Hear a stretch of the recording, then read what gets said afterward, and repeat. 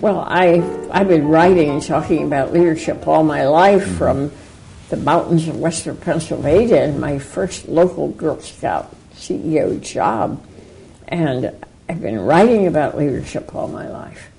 I had been in the Girl Scout job, New York CEO, 5 years. Now, I came in 1976 when the organization had lived, like all organizations, they lived through the trauma of the 1960s, early 70s. A lot of them lost their way. And here you had the largest organization for girls and women in the whole world. I looked at the program. We hadn't changed it in 12 years.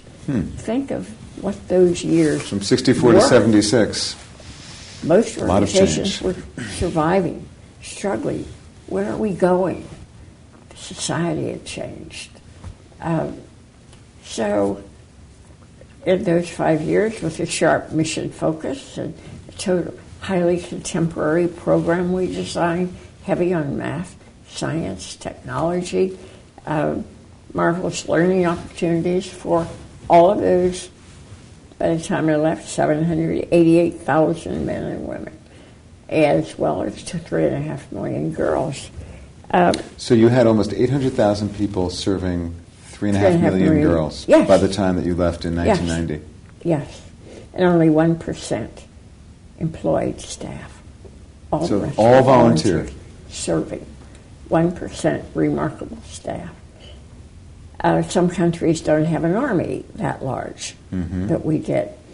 So in 5 years, marvelous things had happened. Harvard Business School had written a case study on the transformation of the Girl Scouts, and I had been using Peter Drucker's works all my life.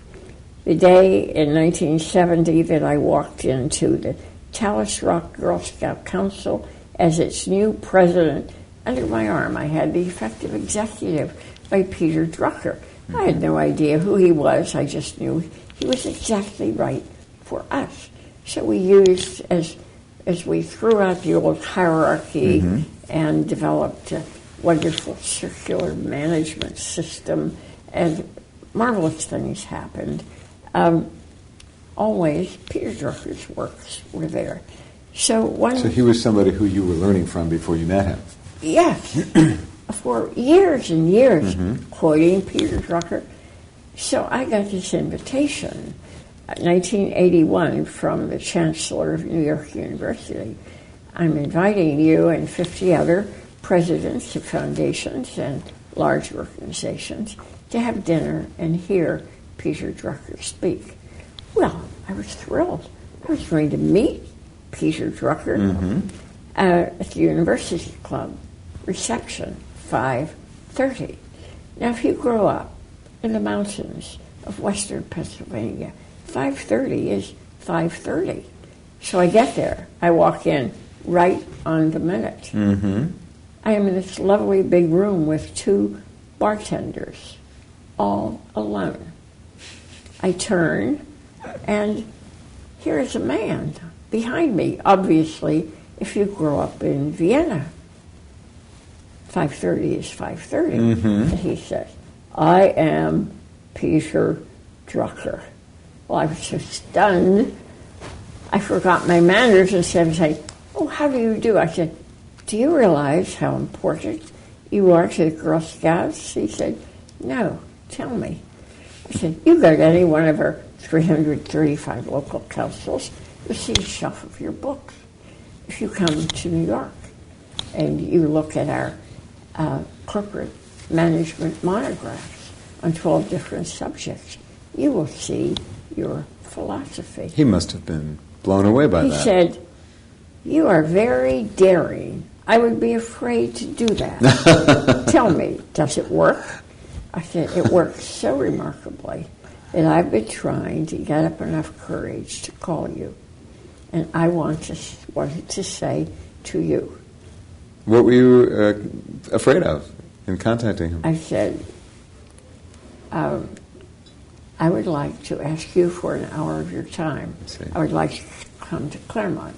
Lay out on a table before you everything we now have in place that you say the great effective organization must have in place.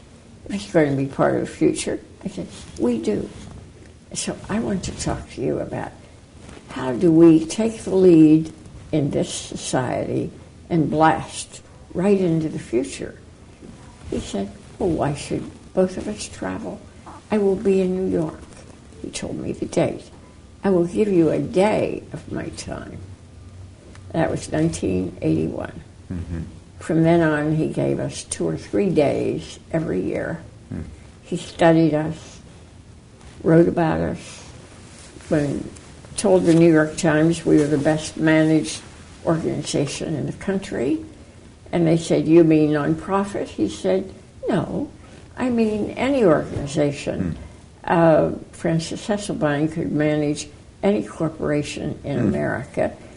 In fact, if GM needed a new president tomorrow, I would nominate her. Now, he was being extravagant, but of course, the business periodicals loved it, and they quoted him. But from then on, we had this remarkable partnership. And when he spoke to us as no one else ever could or did. The first time he met with our board of directors, the national board and staff, he stood up. I introduced him, and he first thanked us profusely for permitting him to be there. And then he said, not, you're remarkable, you've transformed this massive, complex organization. No. He looked at them and said, you do not see yourselves life-size. You do not appreciate the significance of the work you do. For we live in a society that pretends to care about its children, and it does not. But what did he mean by you don't see yourselves life-size? He felt we did not appreciate the massive significance we were making, changing what we were doing for girls from racial, ethnic minority communities, what we were doing about our best, the most popular badge, proficiency badge, was computer fun. But he felt that this was a society that did not care about its children. And here we had this enormous organization focused solely on helping an individual girl grow up and see, with the values that she needed in a very difficult world. And so he, no doubt, was inspired by that mission and wanted to contribute to it in the way that these 800,000, nearly 800,000 people did as well. But somehow you were able to cultivate an organization in which that sense of commitment to the next generation's health and welfare was expressed through volunteer action. We developed it, right? And we included our customers where they were. It wasn't something it happened in New York.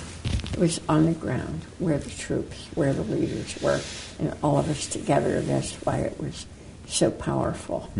And I called him a few years ago when he was very ill, right before he was still working and talking.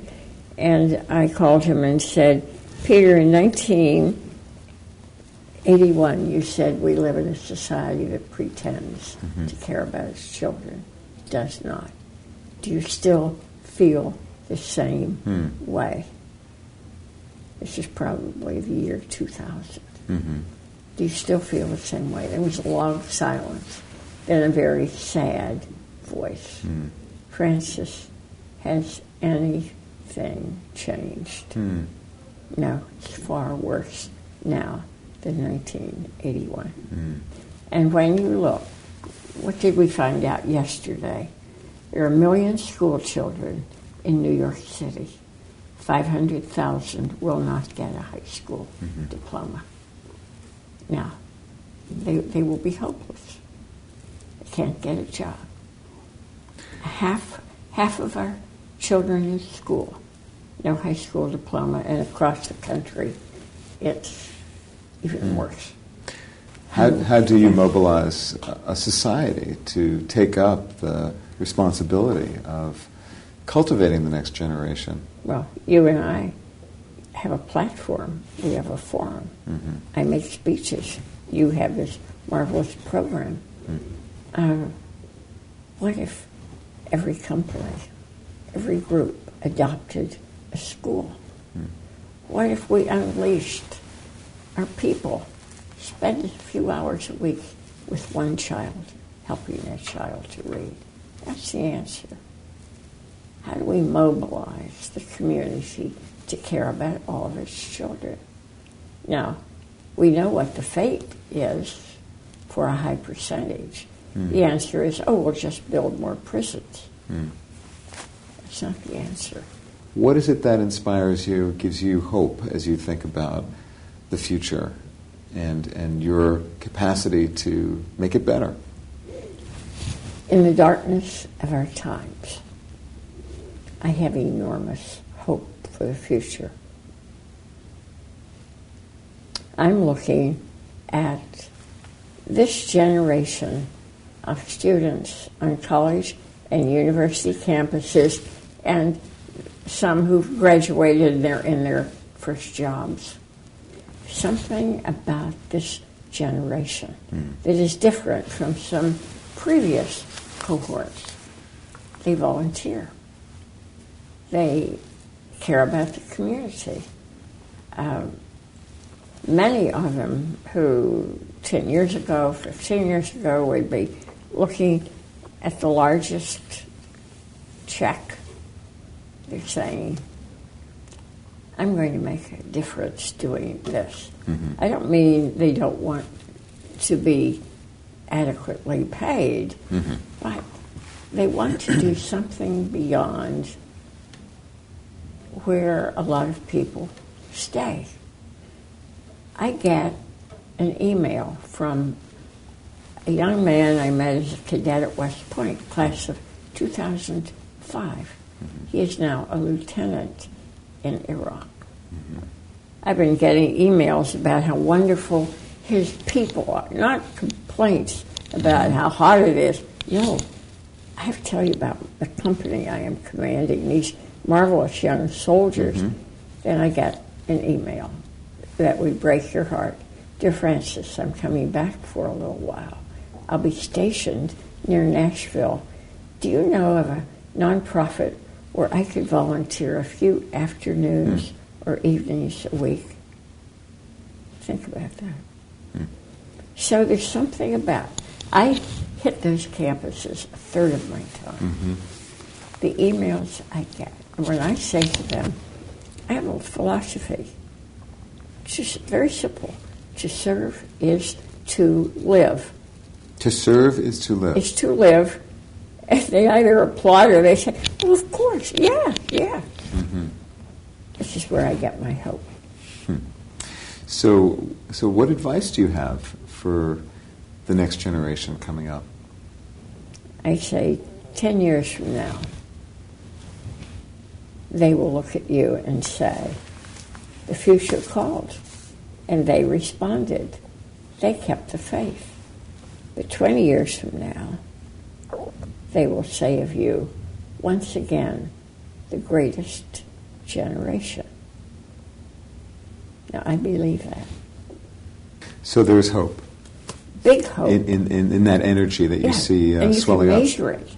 You can measure it. This isn't just my wishful thinking.